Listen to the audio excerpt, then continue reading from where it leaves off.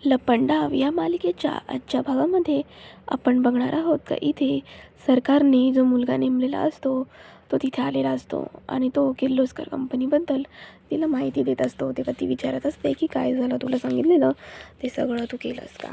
तेव्हा ना तो तिला सांगत असतो की हो, हे ना खूप श्रीमंत आहेत, म्हणजे एकदम गडगंज श्रीमंत, अरबपती म्हणाल तरी काही होणार नाही. त्यांचा बंगला, त्यांच्या गाड्या, ते खूप पैसेवाले आहेत. त्यावरती सरकार म्हणते की अच्छा, म्हणजे या ठिकाणी माझ्याबरोबर टक्कर देण्यासाठी कोण ना कोण आहे. आणि तेव्हा ना ती म्हणते का चल मला पत्ता सांग. त्यावरती तो मुलगा पत्ता तिला सांगतच असतो. तिला तो माहिती वगैरे सगळी काही आहे ना ती देत असतो की त्याची कंपनीची ओनर कोण आहे वगैरे सगळं काही सांगण्याचा तो प्रयत्न करत असतो. तेव्हा तिचं नाव ऐकल्यावरती तिला समजतं की हे नाव मी कुठेतरी ऐकलं आहे. आणि त्यावरती तो मुलगा पण म्हणतो का मी ना तुम्हाला सगळी डिटेल्स देतो, अजून सगळं तो पत्ता, सगळी माहिती वगैरे तिला सांगतो. तेव्हा ती म्हणते की तू हे बोलतो आहेस ते नक्की खरं आहे ना? आणि त्यानंतर तो तिथून निघून जातो. त्याच्यानंतर ती विचार करत असते की हे मी जे विचार करते त्याचं तर घर नसेल ना, का जे काही ठरवलं आहे ते तर नसेल ना? त्यावरती ती म्हणत असते की मला ना आता शोधून काढलंच पाहिजे हे काय, पण मी हा पत्ता आणि हे ठिकाण हिनं नाव ऐकल्यासारखं वाटत आहे, असं म्हणून ना ती विचार करत असते. आणि तिला ना थोडीशी घेरीसारखी येऊ लागते. विचार करून करून ना तिच्या डोक्यावर थोडासा ताण पडतो आणि तो ताण ना तिला सहन करण्यासारखा नसतो. त्यामुळे ती बोलते स्वतःला त्रास करून घेण्यापेक्षा तिथे जाऊन बघितलेलंच बरं. त्यावरती ना ती विचार करत असते की जे मी मनामध्ये आठवते ते तर नाही आहे ना. त्यामुळे ती विचार करत असते की नाही, ते देवदत्ताचं घर नसणार आहे ना. त्यावरती विचार करते सगळं काही शांतपणे घेतलं पाहिजे. त्यावेळीसारखी चुकी आत्ता आपण केली नाही पाहिजे. सगळं काही डोकं वगैरे सगळं आहे ते शांत ठेवून सगळी कामं आहेत ना ती केली पाहिजे. असं म्हणून ना ती स्वतःभोवती एकटी बडबडत असते. ती म्हणत असते की आता बघितलंच पाहिजे, हे किर्लोस्कर ना आहे तरी कोण आणि ह्यांचं चाललं आहे तरी काय, एवढा अरबपती आहे का, तर बघायलाच पाहिजे. असं म्हणून ना ती मनातल्या मनात विचार करत असते. आणि इकडे सगळ्या नळ्यावरती बायका असतात ना त्या सखीची थट्टा करत असतात. तिला त्या बांगड्यावरून बोलत असतात की तू दिवसाढवळ्यासुद्धा आता बांगड्या बांधून बसायला लागलीस. आणि तिची ना खेचत असतात की वा वा, तुमच्यामध्ये ना खूप प्रेम आहे. असं म्हटल्यावरती सखीला मात्र कळत नसतं, पण काकू आहे ना तिला थोडंफार हिंट देते आणि समजवते की बांगड्या बांधण्याचे फायदे काय असतात. त्यावर सखीला पण हळूहळू समजू लागतं की यार असं आहे का. त्यावर सखी म्हणते की असं काहीच नाही आहे, असं काय असतं ना तर मी त्याला काही करूच दिलं नसतं. आणि त्यावरती म्हणत असते की मला जर असं माहीत असलं की बांगड्या बांधण्याचा असा अर्थ आहे तर मी कधी ना बांगड्या बांधू दिल्याच नसत्या आणि मी अशी बांगड्या बांधून ना आलीच नसती. त्यामुळे ना ती हसत असते. आणि त्यावरती ना ती सगळं काही माईंना सांगत असते की माई आता लवकरच ना आपलं सगळं ठीक होणार आहे. आणि त्यावरती म्हणत असते की ते सगळं जाऊ दे, उद्या ना आपल्याकडे सगळे काही गेट्स येणार आहेत आणि ते ना आपल्या चाळीतल्या लोकांची पॉलिसी काढणार आहे, तर तुम्ही सगळ्यांना ना सांगून ठेवा. त्यावर ती म्हणते की हो गं, पण आम्हाला परवडेल ना पॉलिसी वगैरे भरायला, एखादा हप्ता वगैरे चुकला तर आम्ही काय करणार आहोत आणि ते आमच्या खिशाला परवडेल ना. त्यावर ती सखी म्हणते की हो, तुमच्या खिशाला परवडेल, तुम्हाला सगळं काही ओके होईल असा विचार करूनच मी निर्णय घेतलेला आहे. आणि तुमच्या खिशाला परवडेल एवढीच पॉलिसीचा तुमचा हप्ता असणार आहे. आणि हे असं कधीच होणार नाही की तुमचा हप्ता चुकला आहे किंवा तुम्ही कधी भरू शकत नाही, असं कधीच होणार नाही. असं म्हटल्यानंतर सगळेजण म्हणतात की वा, तू तर नेहमी ना आमच्या भल्याचा विचार करत असतेस. आणि तेव्हा दाभाडे मावशीसुद्धा म्हणतात का हो, ही खरंच ना आपल्या भल्याचा विचार करते, आपल्यासाठी ही जगते आणि ही खरंच हिच्या आईसारखी नाही आहे.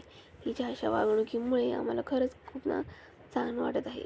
आणि तेव्हाच ना इकडे इकडे ना माई आणि कबीर ना मस्तपैकी चहा घेत बसलेले असतात. तेव्हा माई कबीरला म्हणते की कबीर, इथे मेडिकल काढून कोणाचं भलं झालं आहे, मेडिकल काढलं तरी आपल्या घरातल्यांची काळजी आपल्याला घ्यावीच लागते. असं म्हटल्यावरती कान्हा आहे ना तो त्या मेडला म्हणतो का आज ना तुम्ही चहा करू नका, आज माझ्या आजीसाठी मी चहा बनवणार आहे. असं म्हणल्यावरती माई म्हणते वा वा, मस्त आहे.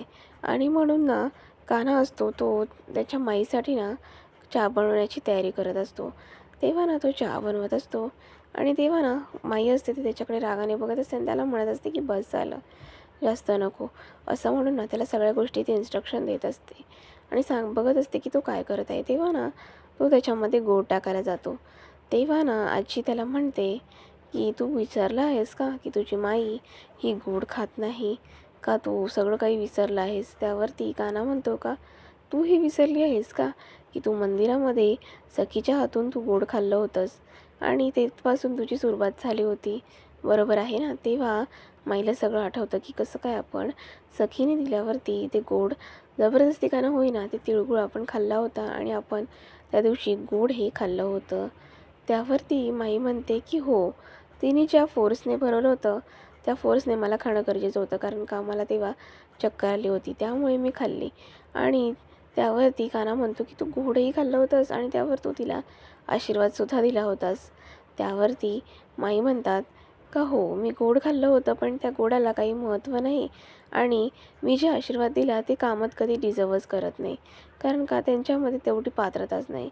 असं म्हणून ना ती म्हणत असते का माझ्या तोंडातून निघालेला शब्द हा प्रत्येक वेळेला गोडच असेल असं नाही. असं म्हणून ना तिचा जो राग असतो तो सगळा निघत असतो आणि तिचा राग बघून आहे ना काना आहे का तो गोड ठेवून देतो. तो गोड काय त्याच्यामध्ये टाकत नाही म्हणजे साखर, आणि तो तिकडे माईंना तो चहा देतो. त्यावरती माई म्हणतात ठीक आहे, थँक्यू हा का.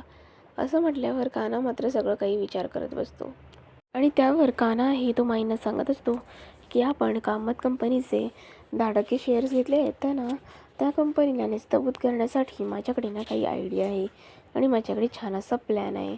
असं बोलून ना तो माईला सांगत असतो की माझ्याकडे प्लॅन आहे, त्या मुताबिक आपण केलं ना तर ही कामत कंपनी आहे ती लवकरच पूर्णपणे नष्ट होऊन जाईल आणि तेच मला पाहिजे आहे. असं म्हणून ना तो त्याच्या मनातला प्लॅन आहे ना तो माईंना सांगणारच असतो. पण त्याच वेळी ना असं काहीतरी घडतं की ते दोघंही शांत होऊन जातात आणि तिकडे ना खूप जोराचा वारा येऊ लागतो, कारण का तिथे ना त्यावेळी तेजस्विनी सरकार आलेलं असतात आणि तेजस्विनी सरकारला एकदम आलेलं असताना तेव्हाच तिथे खूप जोराचा वारा आलेला असतो. आणि हे सगळं बघून ना कानाला थोडं वेगळंसं वाटतं की एवढा वारा कसा काय. आणि इथे ती सरकार असते तिच्यासुद्धा डोळ्यामध्ये वगैरे कचरा जातो, एवढ्या जोरात वारा आलेला असतो आणि ते घराच्या खिडक्या वगैरे जोराजोरामध्ये आपटत असतात. त्याच्यानंतर आहे ना ती सरकार विचार करत असते का इथे मी कधी आली आहे का, मला इथे आल्यासारखं वाटत आहे, ही जागा मला ओळखीची वाटत आहे. हे देवदत्ताचं तर घर नाही आहे ना, कारण का इथे मला आल्यासारखं वाटतंय. त्यावरती म्हणते का नाही नाही, हे देवदत्ताचं असतं ते तर कधीच सोडून गेले आणि हे त्याचं घर नाही आहे, असं म्हणून ती स्वतःला समजावत असते. त्यावरती इकडे माई म्हणत असतात की आता असं काय झालं अचानक. त्यावरती त्यांच्याची मेड आहे वर्षा, तिला सांगतात की वर्षा तू ना सगळे दारं खिडक्या आहेत ना त्या लावून घे, म्हणजे असं काही वाजणार नाही. आणि त्यावरती दुसरी मेड असते ना तिला सांगते की तू जा आणि अपर्णाच्या रूममध्ये बघ, अपर्णा एकटी आहे ना ती अजून घाबरेल. असं म्हणून तिला अपर्णाच्या रूममध्ये जायला सांगतात आणि इकडे ही वर्षा मात्र सगळ्या खिडक्या वगैरे लावून घेते. आणि त्यानंतर इथे सरकार मात्र विचार करत असते का हे घर मी कुठेतरी बघितलं आहे, असं म्हणून ती विचार करत असते. आणि त्याचवेळी त्याचा विचार करत असते का मी जो काही प्रकार केला होता त्याच्यानंतर देवदत्ताची फॅमिली तर इथून निघून गेली होती, ती तर हिंमत करणार नाही इथे राहायची आणि इथे परत यायची, मग मला हे घर ओळखीचं का वाटत आहे, असं म्हणून ना ती विचार करत असते. आणि त्याचवेळी ती ना दरवाजावरती बेल वाजवते आणि ती बेल वाजवल्यावरती इथे माईला समजत नसतं की कोण आलेलं आहे. तेव्हा काना म्हणत असतो का मी जाऊन बघतो कोण आला आहे म्हणून, पण माई म्हणते का थांब, आपण सगळं काही बघून घेऊ. आणि असं म्हटल्यावर माई म्हणत असते की आत्ता यावेळी कोण आलं असेल आणि एवढा वारा सुटला आहे याच्यामागे कारण काय. तिच्या मनामध्ये ना शंकेची पाल आहे ना ती चुकचुकू लागते आणि बाहेर दुसरं तिसरं कोण नसून तर डायरेक्ट तेजस्विनी सरकार आलेली असते. आणि हे सगळं ना कानाला आणि माईला माहीत नसतं. तेव्हा काना म्हणतो का मी जाऊन ना दरवाजा उघडतो. त्याला काय माहिती की ती आली आहे म्हणून तो नॉर्मलपणे दरवाजा उघडण्यासाठी जात असतो, पण त्याच्यासाठी हे किती घातक आहे हे त्याला माहीत नसतं. तेव्हा माई आहे ना ती त्याला अडवते आणि त्याला म्हणते का थांब थांब, नको जाऊ, मी दरवाजा उघडते. असं म्हणून ना ती दरवाजा उघडते आणि काना मात्र तिथे लपून राहतो.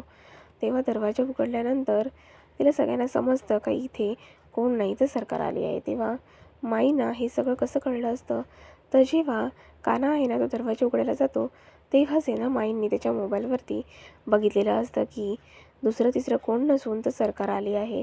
आणि जेव्हा सरकार जर कानाला बघेल तर काही कानाचं खरं नाही आणि सगळा जो काही प्लॅन आहे तो विस्कळून जाईल आणि सगळं काही होत्याचं नव्हतं होऊन जाईल. म्हणून ना माई असतात ते थांबवतात की काना तू उघडू नको, मी उघडते. आणि दरवाजा उघडल्यानंतर इथे सरकार असते ते त्या आजींकडे बघतच असते. तेव्हा माई तिला म्हणते की आपण कोण, मला ओळख सांगा. असं म्हणून सरकार असते का ती तीक्ष्ण नजरेने तिच्याकडे बघत असते. आणि इकडे चाळीमध्ये ते सगळेजण जमलेले असतात.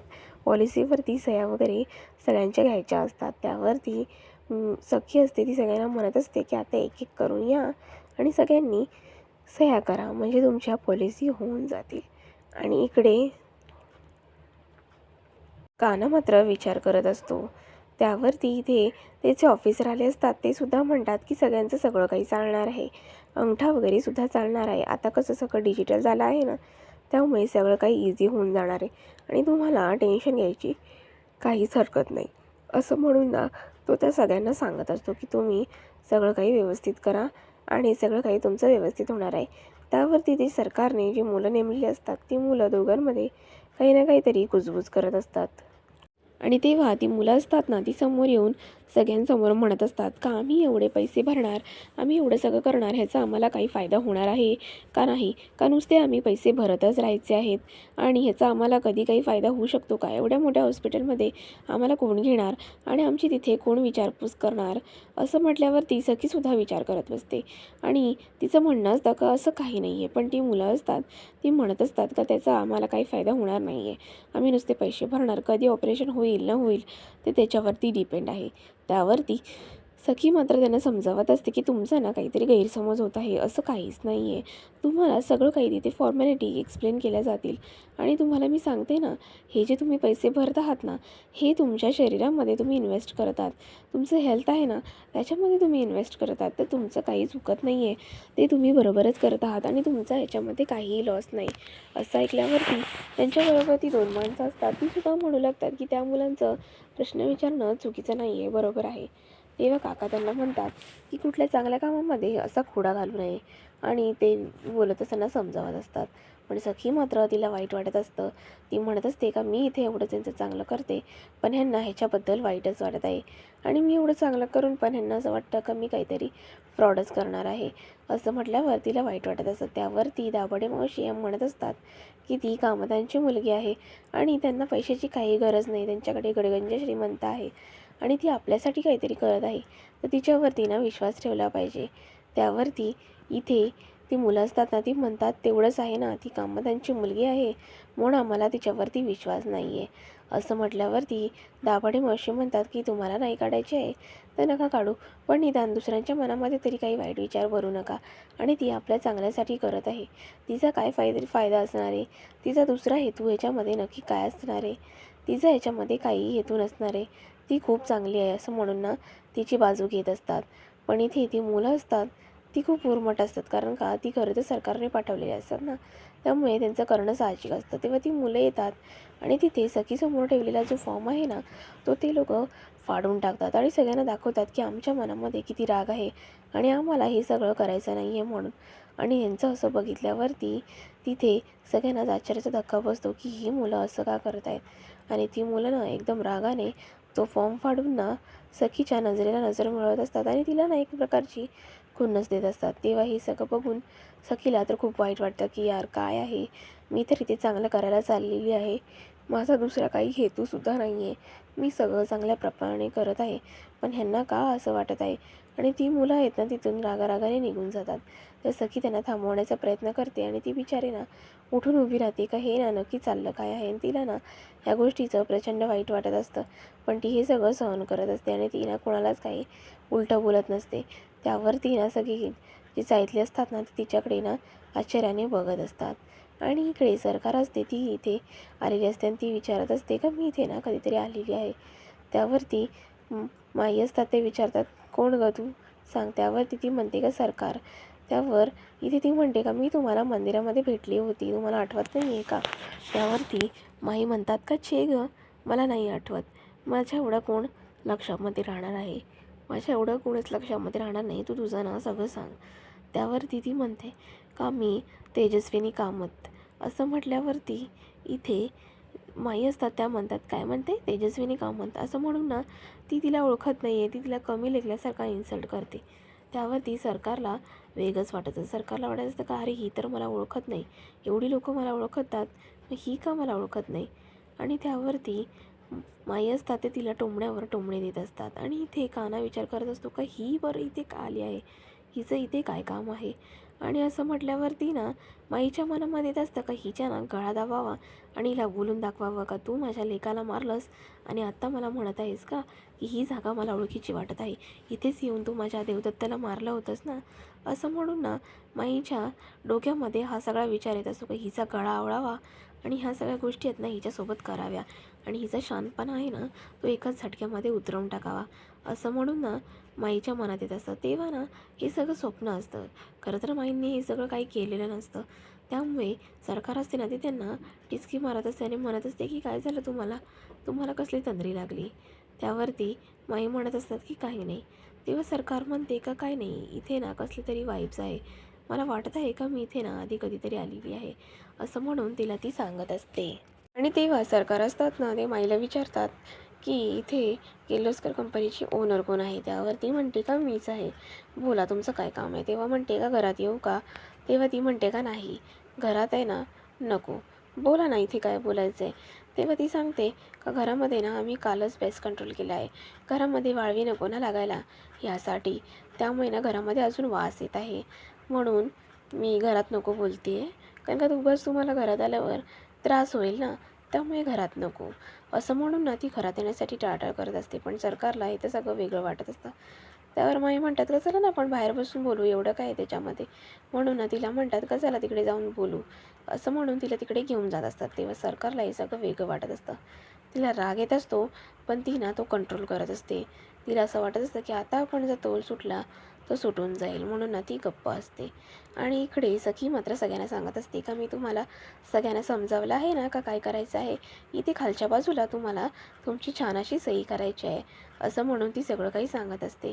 त्यावर सगळ्यांनाच हा काही प्रकार आहे ना तो आवडत असतो. त्यावर ती म्हणते का चला आता आपण एक एक करून ना येऊया. त्यावर दाभाडे मावशी म्हणतात का हां आता एक एक करून येऊ दे आणि सगळ्यांना सह्या करू दे. असं म्हटल्यावर सगळे खुश होतात. त्यावर सगळेजण विचार करत असतात की आता कोण जाईल. पण त्यावरती इथे सखी म्हणत असते की ना पहिले दाभाडे मावशींना करूया, गणपतीच्या श्री गणेश करून जे मोठे आहेत त्यांनी आणि जे लाडके आहेत ना त्यांना सही करू दे. असं म्हणून ना दाभाडे मावशींना पहिले सही करायचा मान देतात. आणि तेव्हा दाभाडे मावशीसुद्धा सखी सांगते आहे ना तिथे सही करतात. आणि असं ती केल्यानंतर ना सखी आहे का ती सगळ्यांना एक एक करून सही करायसाठी बोलवत असते. आणि त्यावरती तिथे तो माणूस आलेला असतो तो सुद्धा म्हणत असतो की हां त्याच्यानंतर एक एक करून आल्यावर सगळं काही ओके होणार आहे आणि सगळ्यांच्या सह्या झाल्या की सगळं कामच होणार आहे. असं म्हटल्यावरती ती जी साईडली मंडळी असतात ती सगळीच खूप खुश होतात. त्यांना खूप चांगलं वाटत असतं की सखी आपल्यासाठी एवढं सगळं करत आहे आणि ती आपला एवढा विचार करत आहे. असं म्हटल्यावरती सगळ्यांना साईडल्या लोकांना चांगलं वाटतं. ते म्हणत असतात की तू किती आमच्यासाठी करतेस आणि तू आमचा किती विचार करते. असं म्हटल्यावर सखी म्हणते का तुम्ही सगळे माझे आहात, त्यामुळे मी तुमचा विचार करणारच ना. असं म्हणून सगळेजणांना एक एक करून सही करायसाठी जाण्याचा निर्णय घेतात. आणि सखी मात्र त्यांच्याकडे प्रेमाने बघत असते की हे लोक माझ्यावरती किती प्रेम आणि विश्वास दाखवून ते माझ्याशी असे वागत आहेत आणि छानपैकी माझ्यावर विश्वास ठेवून सही करायसाठी तयार झालेले आहेत. आणि त्यावरती दाभाडे मावशीसुद्धा तिचे आभार मानत असतात. तिला म्हणत असतात का तू आमच्यासाठी एवढं केलंस तेच खूप पुष्कळ आहे. असं म्हणून ना तिला ते चांगलं म्हणत असतात. आणि त्यावरती ना त्या काकू असतात त्या पण म्हणत असतात का त्या पोरांकडे ना लक्ष देऊ नको, चांगल्या कामामध्ये ना खोडं घालणारी माणसंही असतातच. तू आपलं तुझं काम करतेस ना ते तू चांगल्या प्रकारे करत जा आणि तू खूप चांगल्या पद्धतीने आम्हाला समजावलं आहेस. त्यावरती सखी म्हणते का तुम्ही एवढे चांगले आहात, तुमचं माझ्यावरती एवढं प्रेम आहे, त्यामुळेच मी या सगळ्या गोष्टी करू शकली. आणि असं बोलून ना सगळेजण एक एक करून ना छानपैकी तिथे सही करायसाठी येत असतात. आणि त्यांना ती छान पद्धतीने समजावून त्यांच्याकडून छान प्रकारे सही वगैरे करून घेत असते. असे सगळेजण येऊन ज्याला सही करता येत नसते तो अंगठा देत असतो आणि बाकीचे ज्यांना सही येते ते सही करत असतात. तेव्हा ना हे सगळं बघून सखी असते ती साईबाबांचे ना आभार मानत असते. ती म्हणत असते, तुमच्यामुळे मी हे सगळं करू शकली बाबा. तुम्ही आहात ना म्हणून हे सगळं शक्य झालं आहे. असंच माझ्या पाठीशी उभी राहा आणि अशीच जाईतल्यांसाठी माझ्याकडे चांगली कामं आहेत ना ती करून घ्या.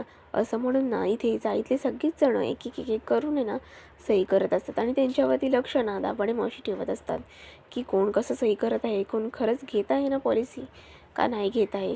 आणि इथे सखी मात्र साईबाबांसमोर उभं राहून त्यांचे आभार मानत असते. त्यांच्या मनामध्ये ती व्यक्त करत असते का तुमच्यामुळे किती चांगल्या गोष्टी झालेल्या आहेत. आणि जो मुलगा अंगठा देणारा असतो ना तो अंगठा देत असतो आणि तो त्याची पॉलिसी मात्र घेत असतो.